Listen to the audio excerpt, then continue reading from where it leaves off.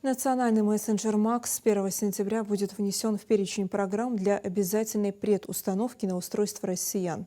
Об этом сообщили в пресс-службе правительства России. Тему раскроет мой коллега Адам Мережков. Ему слово. Да, студия. Приветствую. Соответствующее распоряжение уже подписал председатель Кабмина Михаил Мишустин. В списке таких программ Max заменит ВК Мессенджер, который находился там с 2023 года.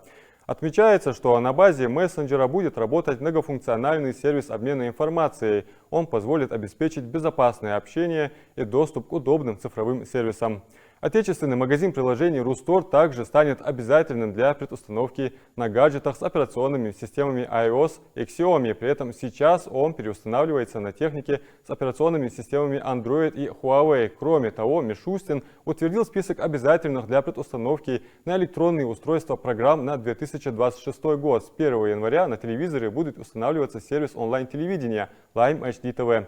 Ранее в Messenger Max добавили функцию отправки одноразового кода для входа на госуслуги. Сейчас сервис доступен в тестовом режиме. Однако позже его смогут подключить все пользователи портала. Перед получением кода чат-бот задаст вопросы, которые помогут выявить мошенника.